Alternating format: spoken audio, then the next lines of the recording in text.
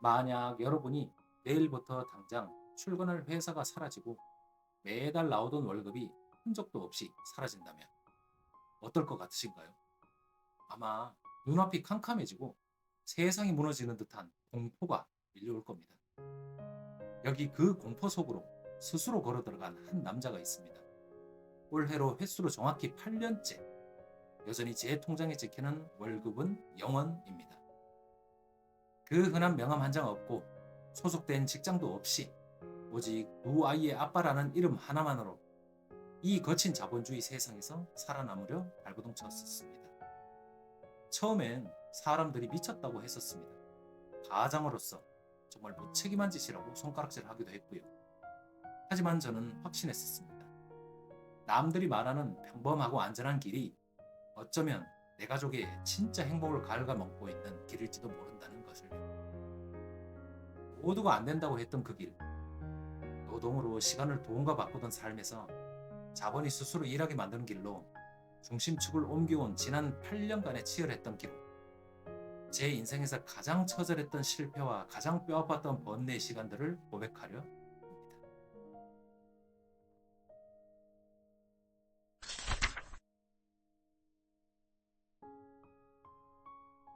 이 이야기는 제가 회사를 다니던 시절로 거슬러 올라갑니다.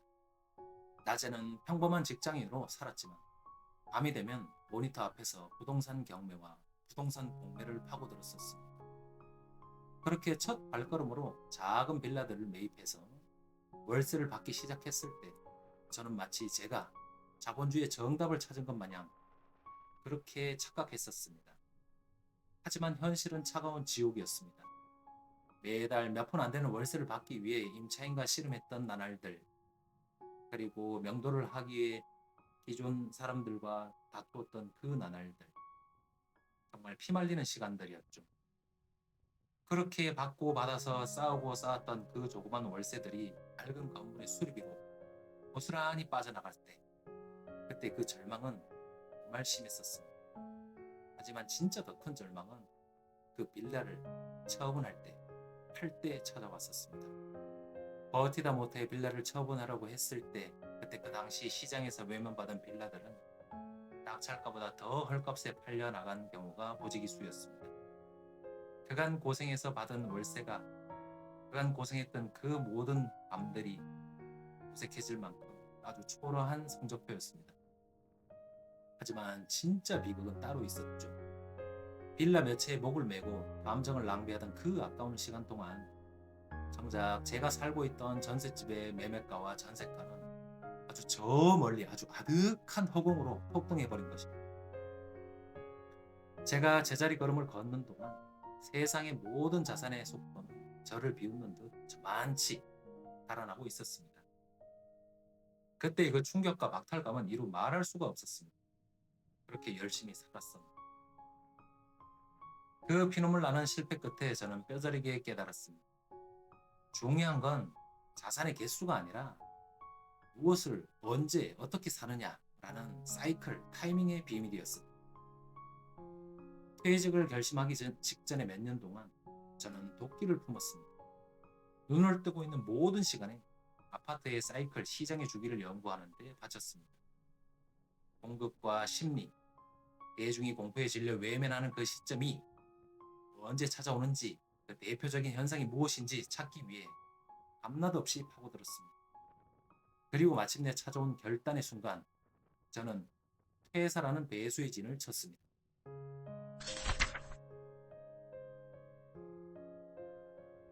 퇴사 후 저는 제 손에 쥔 전 재산이나 다름없는 목돈을 움직였습니다. 평생을 바쳐 일한 퇴직금, 그리고 살고 있던 전셋집의 전세 보증금까지 모두를 털어놓았습니다. 그렇게 모은 전 재산을 대중이 외면하던 지방 아파트의 사이클 투자에 전부 밀어넣은 것입니다. 성공을 담보할 수 없는 거대한 도박 같던 그 시절, 저는 배수의 지인을 치기 위해 스스로를 극한으로 몰아세웠습니다. 가족들의 주거지를 과감하게 하향시켰습니다. 수도권 화려한 도심의 불빛을 뒤로 하고 아주 소박하고 낯선 곳으로 거처를 옮겼습니다. 그동안 알고 지냈던 모든 주변의 인연들과 단절을 선언했었습니다. 인간관계에서 오는 에너지 소모마저 아까울 만큼 당시 저는 매우 절박했기 때문입니다. 내가 사는 공간을 바꾸고, 내가 만나는 사람들을 바꾸고, 내가 쓰는 시간의 밀도를 완전히 바꿔버린 유배 생활의 시작이었었습니다. 지방 아파트에 갭 투자를 해두고 시장의 계절이 바뀌어 결과가 나오기를 숨죽여 기다리던 그 무렵, 축복처럼 저희 집에는 둘째가 태어나 찾아와 줬습니다. 아이의 울음소리는 너무나 사랑스러웠지만 동시에 가장으로서의 어깨는 바위처럼 더 무거워졌습니다. 투자 자산은 묶여 있었고 당장 매달 들어오는 현금 흐름이 메마르기 시작했었습니다. 피가 마르는 나날이었습니다. 이대로 손을 놓고 있을 수만은 없어 부동산 공매를 통해 정말 어렵게 자영업의 문을 열었습니다. 내 가족의 생명줄인 현금 흐름을 어떻게든 이어나가야만 했었으니까. 하지만 그 자영업은 제게 또 다른 잔인한 울타리였습니다. 장사를 시작한 이후 제게 주말이란 단어는 완전히 사라졌습니다. 밤낮 없이 매장을 지키며 손님을 맞이하고 몸을 갈아 넣어가면서 저는 문득 기시감을 느꼈습니다. 회사라는 쳇바퀴를 벗어나 자유를 찾겠다고 나왔는데 내가 만든 가게라는 더 지독하고 더 거대한 쳇바퀴에 갇혀 허우적거리고 있었던 것입니다. 회사 생활보다 더 가혹한 노동의 연속이었습니다.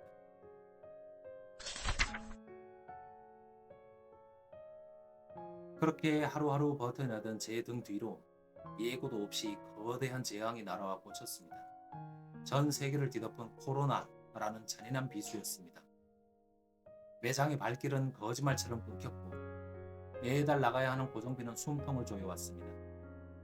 자본주의 야생에서 살아남기 위해 발버둥치던 제게 세상은 마치 네가 감히 어디를 빠져나가려 하느냐 라며 주저앉히려 하는 것 같았습니다. 결국 눈물을 머금고 폐업을 결정해야 했던 그날, 텅 빈 매장 바닥을 바라보며 느꼈던 그 무력감과 패배감은 제 인생에서 가장 깊은 어둠이었습니다. 시장의 변동성이 흔들리고 하던 장사마저 무너지는 그때 매일 밤 잠 못 이루고 거실을 서성이며 제 무능함을 탓했었습니다. 가족들을 데리고 내가 무슨 짓을 장담한 걸까 가슴이 미어지는 날들이었습니다. 그런데 그 길고 긴 어둠의 터널 끝에서 저를 온전히 구원해준 존재들이 있었습니다.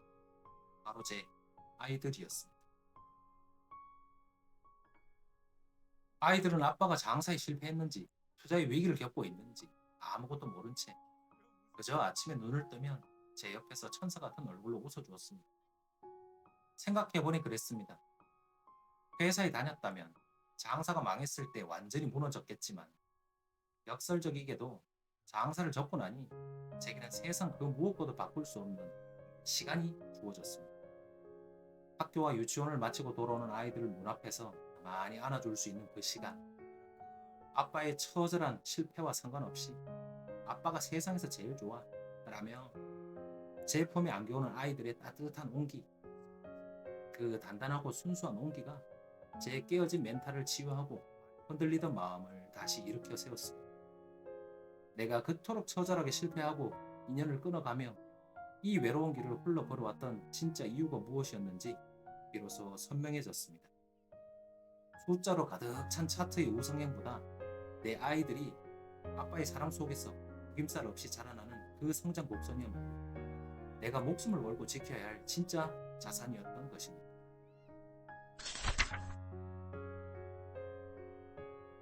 지방 아파트의 사이클을 견뎌내고 더 넓은 바다인 미국 주식 집중 투자로 자산의 중심을 단단하게 다진 지금 저는 지난 8년의 세월을 돌아봅니다. 빌라 월세의 늪에서 싸우던 고단함도, 자영업의 가혹한 쳇바퀴와 코로나라는 비수도 지나고 보니 저를 진짜 시간의 주인으로 만들기 위한 혹독한 훈련이었습니다. 만약 제가 여전히 회사라는 안전한 감옥 안에서 안주했었다면 돈은 조금 더 마음 편하게 벌었을지 몰라도 아이들의 눈부신 유년 시절을 제 인생이라는 캔버스에 온전히 담아내지는 못했을 것입니다. 한 번 지나가면 억만금을 주어도 절대로 되돌릴 수 없는 내 아이들의 시간, 그 소중한 순간에 아빠라는 존재를 온전히 채워 넣을 수 있었다는 그것 자체가 이미 제게는 세상 그 어떤 자산과도 부럽지 않은 가장 완벽한 투자 성공이었습니다. 자본주의 사회에서 자산을 불리는 것은 분명 중요합니다. 하지만 제가 온몸으로 부딪히며 깨달은 진실은 우리가 지키고 싶었던 진짜 최종 자산은 계좌의 숫자가 아니라 내가 사랑하는 사람들과 함께 보내는 시간의 자유라는 점입니다. 오늘도 저는 사랑하는 두 아이들의 손을 꼭 잡고 우리 가족만의 행복한 속도로 이 길을 걸어가고 있습니다. 여러분은 지금 어떤 진짜 자산을 지키기 위해 그 거친 쳇바퀴를 돌리고 계신가요?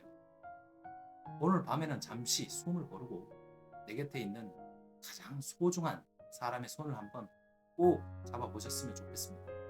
지금까지 공부 없이 사는 남자의 이야기였습니다. 여러분의 삶의 여정에도 진정한 시간의 자유가 깃들기를 응원합니다.